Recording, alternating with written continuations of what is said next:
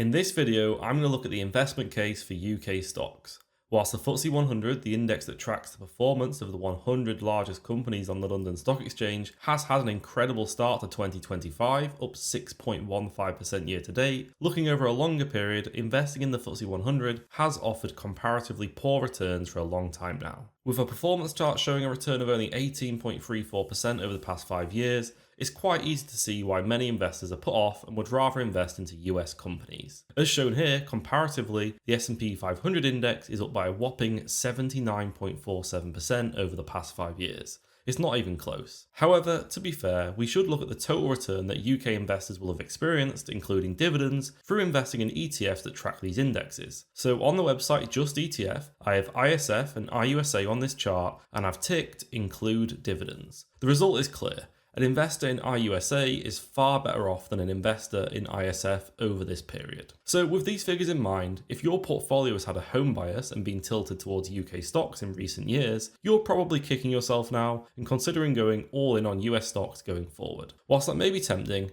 I don't think UK stocks should be completely written off, and they do have some things going for them. And with the FTSE 100 having a strong start to 2025, I thought now would be a good time to revisit the topic of, should you buy UK stocks? To look into this question, we're going to compare the FTSE 100 to the S&P 500 in a few different areas. I'll look at valuations of UK stocks to see if they still look cheap and how they stack up against the valuations of the S&P 500. I'll then compare the sector breakdowns of the indexes and see whether this can help explain the difference in performance, but also to go further, I'll look at whether their sector compositions can provide unique advantages in certain market conditions. Finally, I'll look at dividend yields, given that dividends are one of the main reasons people like UK stocks. And linking to this, I'll cover things to look out for to avoid falling for dividend traps. High yield doesn't always make a good investment. By going through all of this, I hope to help you make your own decision as to whether you should buy UK stocks in 2025. Thank you to Stockopedia for sponsoring today's video, the powerful stock analysis tool that provides institutional quality data and harnesses the power of factor investing to help you make better investment decisions. So, starting with valuations, to establish whether UK stocks can be considered cheap, I'm going to look at the forward price to earnings ratio of the UK stock market. Forward price to earnings is the share price divided by forecast earnings per share. This is often considered a better metric to look at than trailing price to earnings because it is forward looking and goes off expectations of what companies will earn. And a key thing you need to remember about the stock market is that stocks are priced based on expectations. So it does make sense to look at this forward ratio rather than trailing. Oversimplifying it, a high forward PE ratio can mean stocks are expensive, whereas a low forward PE ratio could indicate they are cheap. To show this, I'm using the daily charts from Yardeni Research. It does use the MSCI index, but MSCI UK is very similar to the FTSE 100 index, so we can safely assume that the forward PE of MSCI UK is very similar to that of the FTSE 100. Quite simply, I'm unable to find an up-to-date forward PE ratio for the FTSE 100, so MSCI UK will have to do. Looking at the chart, we can see that the current forward PE ratio, as of the 10th of February, is 11.9.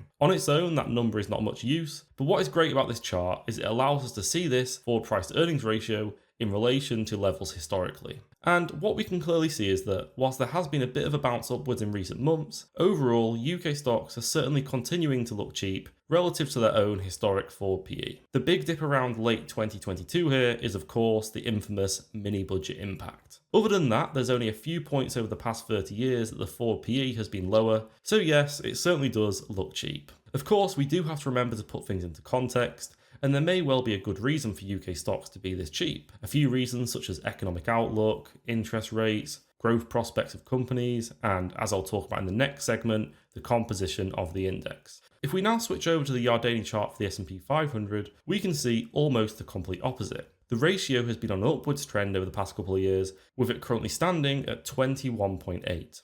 This is pretty much level to where the forward PE ratio was in that 2021 period, when we can retrospectively say stocks were very expensive and we had that big dip in 2022. Now, that does not necessarily mean the same thing is going to happen again, but it does serve as a reminder that valuations can't go up forever. Either stocks have to continue growing their earnings at a rapid rate to justify the forward PE and bring it down, or stocks may dip and the valuation metric may revert to mean in the form of a correction. Just as I mentioned with the UK chart, we have to consider the differences in outlook between the two indexes and why these valuations may be so different.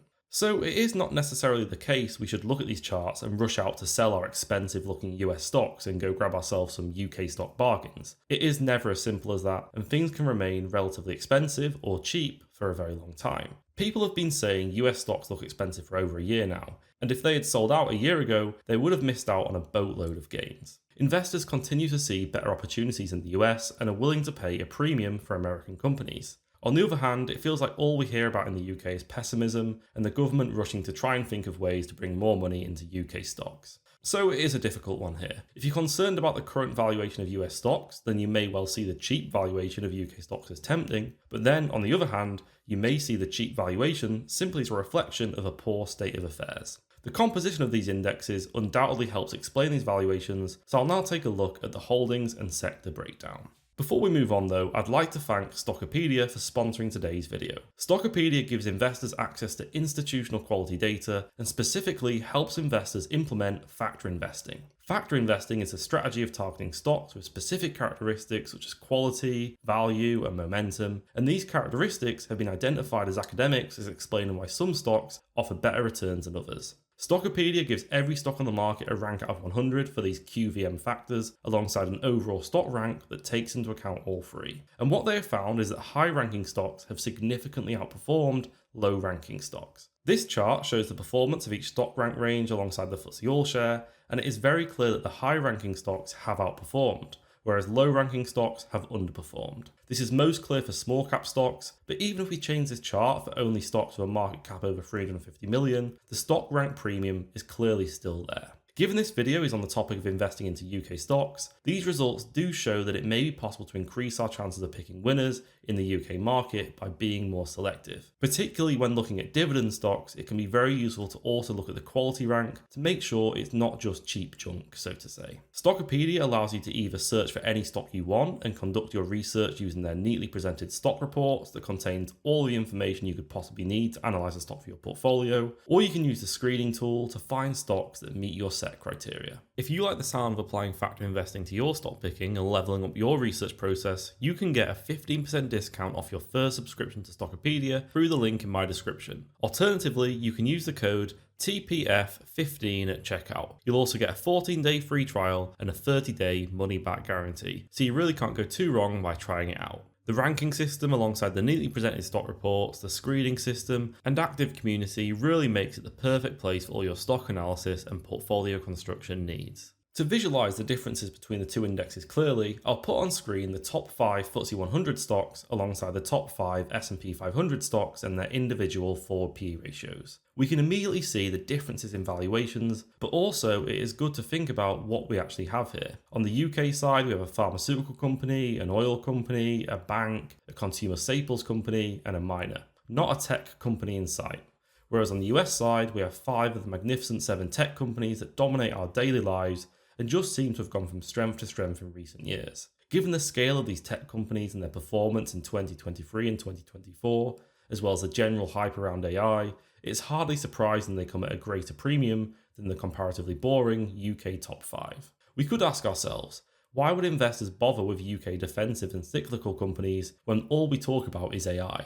We have to remember valuations need to be put into context, but also remember that things can and will change. Just like in 2022, there will come a time at some point where FTSE 100 stocks are preferable to hold. In terms of concentration, the top 10 UK stocks actually make up 45.85% of the index, and the top 10 US stocks make up 35.73% of the S&P 500 index. So they are all significant components of their indexes, but it is worth remembering that we are comparing an index of 100 companies to an index of 500 companies, so you would expect the FTSE 100 top 10 to have a greater weighting. I wanted to put these concentrations on screen though, as I do think investors should remember that whilst investing in ETFs tracking these indexes does provide some diversification and automatic rebalancing, at any one time the performance is highly determined by the top components. Moving on to sector breakdowns. These build upon what we have observed in the top 5 holdings and makes the difference between UK and US stocks even more apparent. In the US, the S&P 500 has information technology at its largest sector by weight at 30.96%. And it is worth pointing out that companies like Meta, Alphabet and Amazon, which people understand as tech companies, actually come under other sectors. So tech dominates the index even more than this figure suggests. On the other hand, the FTSE 100's largest sector is financials, followed by consumer staples, industrials, healthcare, and energy. It's not unfair to say there is an absolute complete absence of tech. The FTSE 100 is hardly comprised of global innovators, and this is the main problem with the FTSE 100 and why the growth has been so subdued. It's dominated by cyclical and defensive sectors that are unable to keep up with the earnings growth achieved by the tech-driven S&P 500. However, we must remember that valuations as they stand at the moment completely reflect this sector difference, and we should not oversimplify things, have short-term memories, and conclude defensive sectors are always a bad investment. Magnificent 7 companies may well have been able to grow their earnings faster, but there comes a point when all that growth is already priced in, and any small failure to meet those expectations could result in big downward swings. On the other hand, UK companies may operate in less disruptive sectors, but if they're cheap and growth is not sufficiently priced in, they may offer shareholders better returns in the near term. Also, as we saw in 2022, the defensive FTSE 100 may hold up better in bear markets than the S&P 500. And it is worth pointing out that if you're going down the stock picking route, then there are many more opportunities in the UK beyond just the top 10 stocks.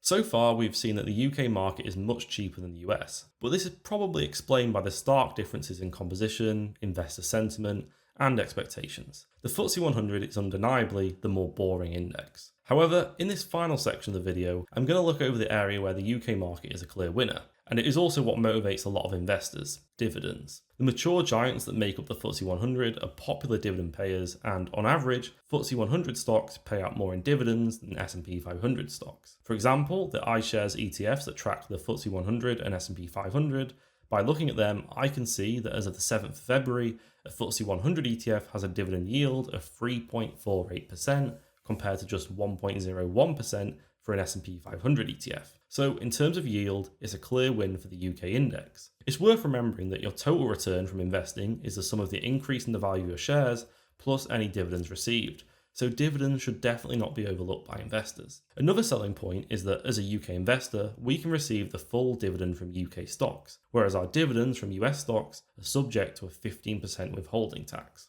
And with interest rates gradually coming down, dividend-paying stocks may well start to become increasingly attractive for investors looking to generate an income from their investments. And as those wanting an income switch from cash and bonds to dividend stocks, the share prices should appreciate as well. As you may have realised from a lot of videos here on YouTube, rightly or wrongly, the psychological benefit of receiving dividends cannot be understated, and some investors find it easier to keep disciplined by focusing on dividends and seeing nice cash payments land in their investment accounts. However, there is a danger in getting carried away with dividends, and that is you may lose sight of the real objective that most people have when investing, and that is maximising returns. It does not matter how chunky a dividend is if a declining or static share price minimises your total return from investing. I think where people often go wrong with investing in dividend-paying UK stocks is that they just get drawn into super high dividend yields and ignore the fact that total returns from that high yielding stock may be pretty poor, or the dividend may not be well covered by earnings, and just generally the company may be bleeding itself dry to provide an income to shareholders. After all, if the company is paying out its profits to shareholders, that is less money it has itself to reinvest and grow. So what I want to discuss briefly now is how it may be possible to be a bit more selective when picking UK dividend stocks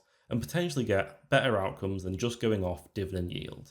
A few things you may want to consider are the payout ratio or dividend cover. These are both ways of measuring how well the current dividend payment is covered by a company's earnings. If it is not well covered at all, then you may want to do some further research to see if there is a good reason for that and ask yourself whether the dividend is sustainable. Another thing you may want to consider is the quality of the company. Does it have stable earnings growth? What does the balance sheet look like? What is the return on equity like? How do they stack up compared to other companies in the sector?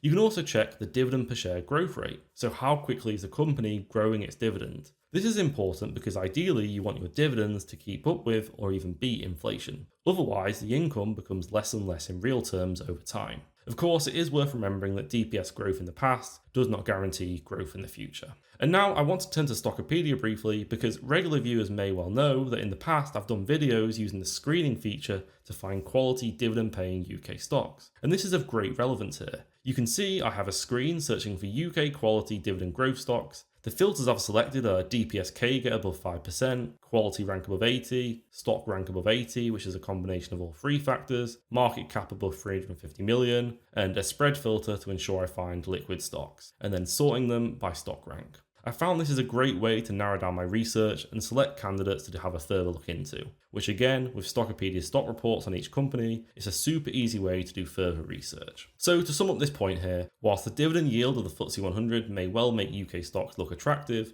I believe investors should remember the importance of total return, and when looking for dividend stocks, it's important to look beyond just dividend yield. That is it for this video. We've looked at valuations, composition, and dividends to look into the question of, should you buy UK stocks? And whilst of course I can't directly tell you the answer to that, I hope this video was helpful and gave you some food for thought. My thoughts are that over the longer term, it is difficult to see how the FTSE 100 is going to deliver great performance with the current makeup of it. The largest companies are just not at the forefront of innovation and latest trends, AI.